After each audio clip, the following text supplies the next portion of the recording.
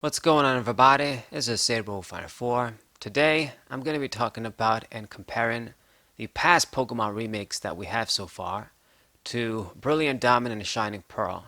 Give a little objective comparison, I guess, to what these new games have to compete for, and I guess what they have to bring to the table to match the older ones. Now, it's fair to say that the DP remakes have not come out yet, so we technically don't know everything about these games, technically. But I think anything major as new forms for Dialga Palkia and like new characters and story arcs to expand on the DP lore, they would have announced some stuff like that in the trailers to hype up the game by now. So, I mean, it is what it is. I could be proven wrong and they're keeping all that shit secret. And hey, if that happens, I'll go ahead and put my hands in the air. I was wrong.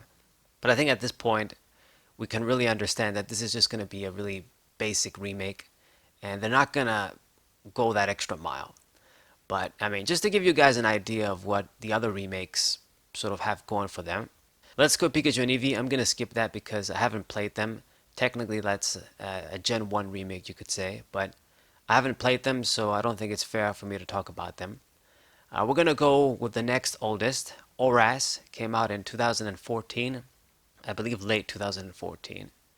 Now, those games, I mean, from the get-go, Primal Groudon, Primal Kyogre, alternate new forms for these legendaries, Mega Rayquaza, and not only that, we had Mega Forms, Mega Evolutions on a lot of Pokemon, secret bases, they got expanded, a lot more decorations and stuff, a lot more features. You can basically build up like a gym, definitely a secret base hideout with trainers. I mean, there was the thing with the Blisses, you could set up and quickly train Pokemon to 100 to level 100 super quick. What else we had in those games? You could fly, which wasn't really the biggest feature, I guess, but it is a new feature, flying around in the region. So you didn't have to keep, I guess, a fly, HM fly Pokemon in your party. You could go to like islands, catch some new Pokemon, and get some items and stuff. You could catch some Pokemon as well, like Cresselia. You did this through flying the Mirage Islands. What else? We didn't get any Battle Frontier in ORAS, which sucked, but we did get the Delta episode.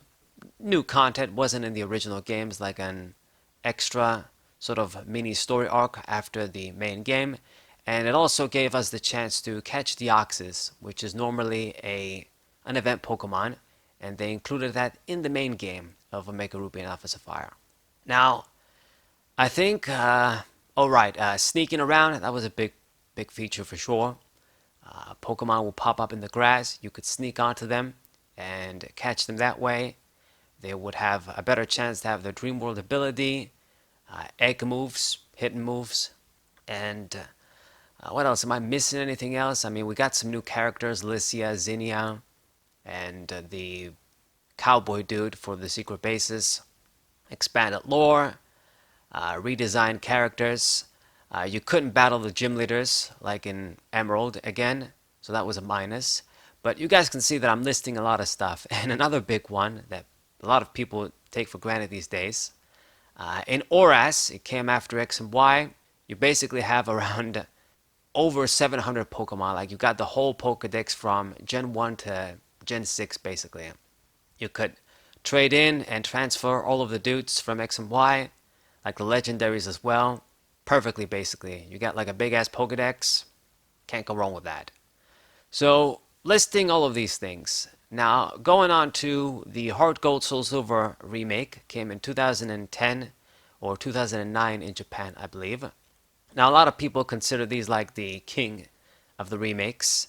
I mean, I don't even have any spreadsheet in front of me, and we could be here all day talking about all of the stuff in that game. Something that stands out to me was the ability to change the music into the old school music of Gold, Silver, and Crystal, which was a feature that was really missing for me in ORAS. They should have included that 100%. So that's the first thing. Pokemon following you around, every single Pokemon, and you can also interact with them, get items from them, and you can also see like the shiny versions of them. If you had like a shiny Pokemon, it would show the shiny sprite of the character, the Pokemon. So that was pretty cool. A lot of different events and stuff, like the Giovanni event with Silver, that sort of thing. What else, man? It's just so many things. The Pokeathlon, that was an exclusive thing to those games that wasn't there before in the original Crystal, Gold, and Silver games. What else? What else? Oh, God. Oh, right. The ability to battle all of the gym leaders. Once again, you go to the dojo, you can fight everybody. That was pretty cool. Couldn't do that in ORAS, that's right. Yeah, that was a minus. But you could do this in Heart Gold, Soul Silver. What else? What else? A lot of legendary Pokemon that originally you couldn't catch in those games, you could catch. And in ORAS, you could do the same actually. Catch a lot of Pokemon. Like all of the legendary dogs, legendary birds, I think. Or no, they left those for X and Y. You could catch a lot of DP legendary Pokemon in ORAS too. And same for the Heart Gold Soul Silver games. A completely new area with customizable Safari Zone, new swarms letting you catch Pokemon that you couldn't obtain in Heart Gold Soul Silver, and Auras allowed you to do that as well. And how can I forget, of course, the copy paste of the Platinum Battle Frontier. You fully have that in Heart Gold Soul Silver too, and that was definitely huge. There's a shitload of other things that are kind of mini things, I guess. I would be here all day listing the differences, but Candy Evie has a brilliant video listing all of the differences and new features from like the remakes and original games. She has one for Heart Gold Soul Silver. You'd be surprised with all the extra shit they have compared to the original games. And then we got the original remakes, the Kanto remakes, came out in 2004. These ones are actually the ones that started the remake trend. Now, these games are probably the weakest out of all of the remakes. I guess if Dominant Pro can surpass anything, it's going to be these ones. But even then, if you think about it, I mean, these games, they were a big jump from the gray-ass red and blue that came out in the Game Boy. What did these games have?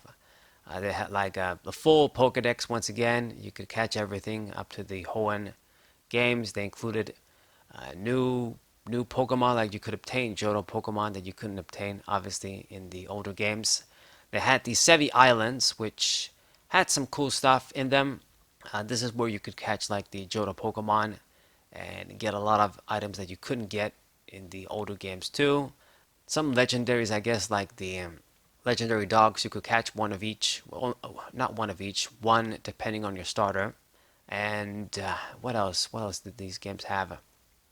Fuck.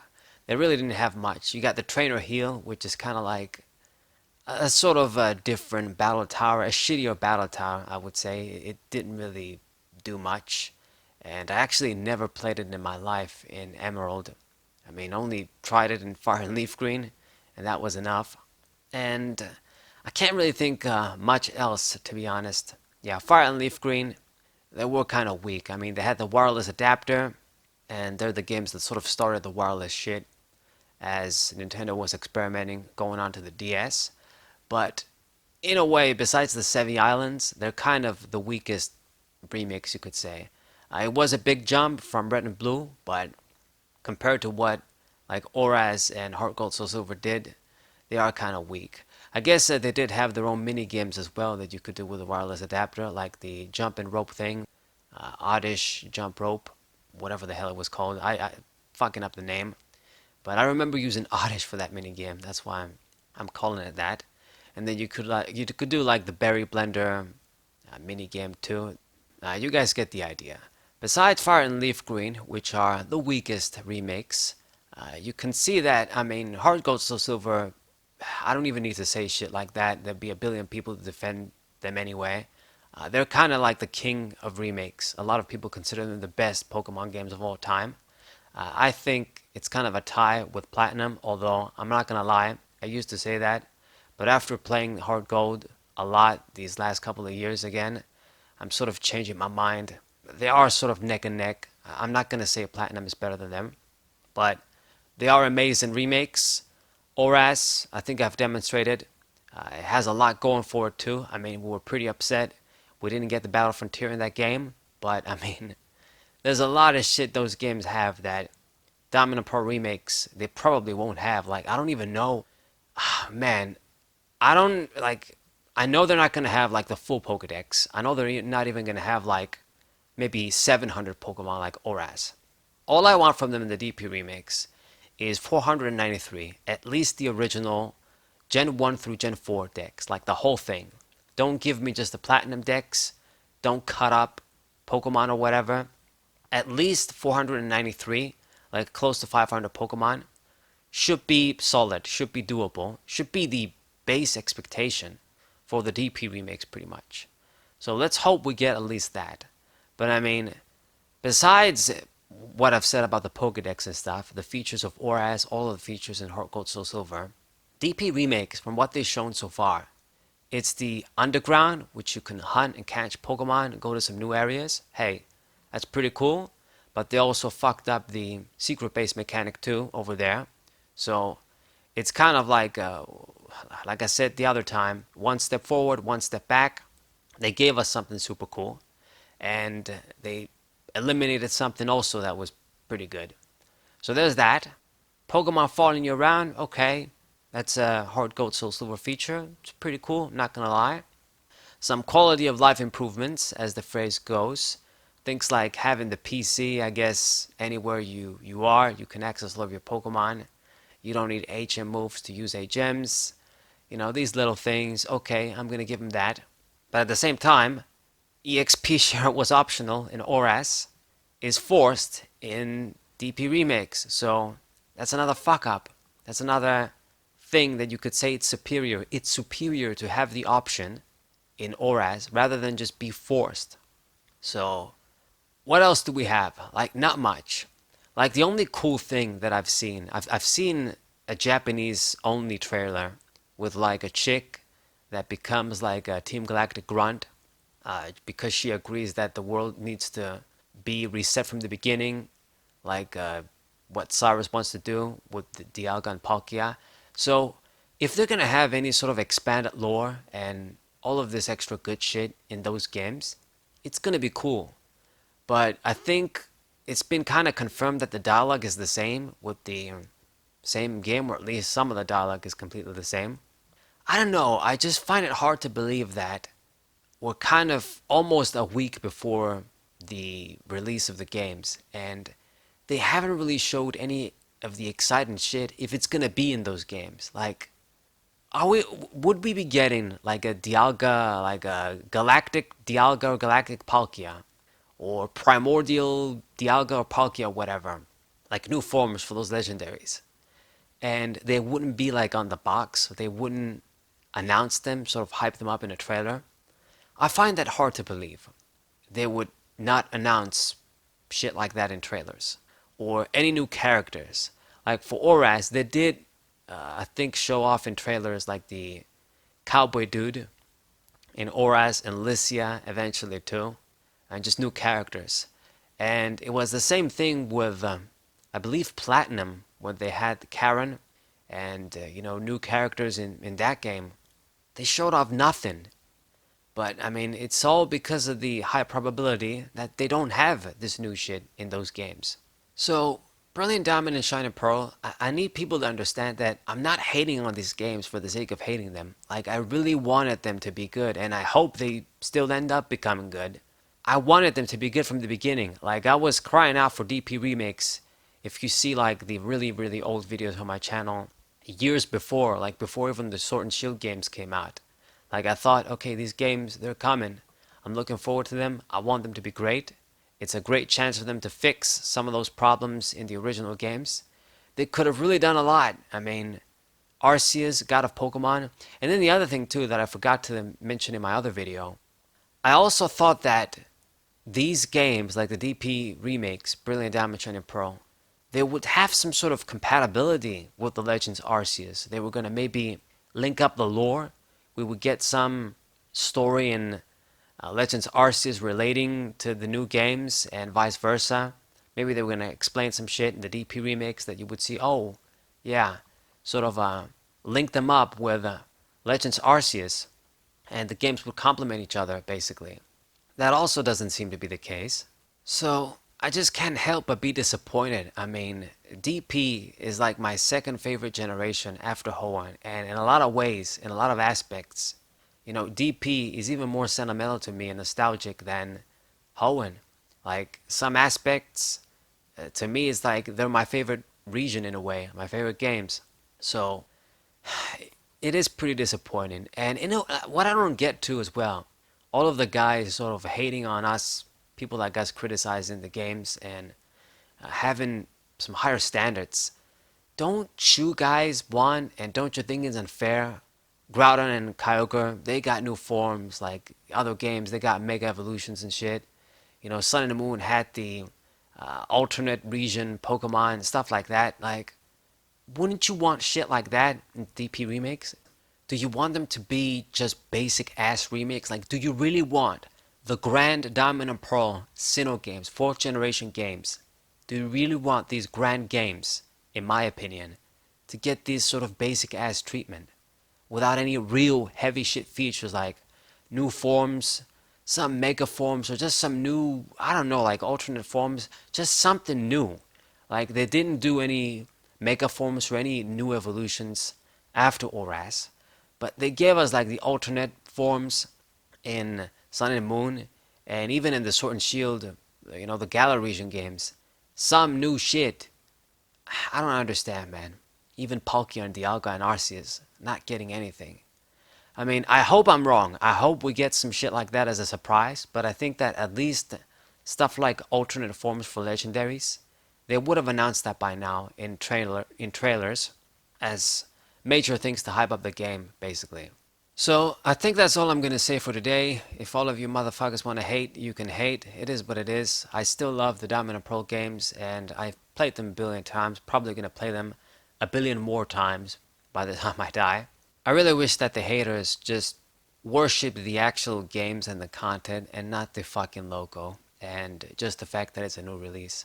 That's it. Now, I understand that a lot of the consumer base isn't hardcore like me. If the game is fun enough and looks nice enough graphically, you don't care about extra shit like Battle Frontier and new legendary forms and shit. You're gonna buy it, you're gonna play it, you're gonna be good. But for hardcore people like us that are really into these games and really expect much, it is kind of a letdown. I'm still of the opinion that I'm not going to buy these games. I mean, they'll probably do okay sales-wise because it's Pokemon. It's a DP remakes, but we'll see. I mean, we'll have to see. Remakes usually do, well, they don't do as good as new games, new gen games. But we'll see with these ones. ORAS did actually pretty good for remakes. And I mean, we'll see. I hope I'm proven wrong. Wait until the reviews. Hopefully there's some new shit. I mean, I'm not gonna lie. Like, I'm talking all this shit, but if it wasn't for the experience share, even if they didn't add any new shit at all, like even the stuff they already showed, if it wasn't for the experience share, I would have just bought these games just to basically play Diamond and Pearl with better graphics. But the XP share just fucking ruined these games for me, which goes to show you in how much high regard I have the original Diamond and Pearl games. Like I was willing to buy at least one of these versions for these games, probably Pearl, even if they didn't have any new shit, as long as it was just the new graphic shit and we didn't have the always on experience share. But I guess we are where we are. Anyways, you guys can tell me what you think in the comments. Subscribe to the channel, leave a like, share this video with your friends, and I'll see you guys next time. Wasay!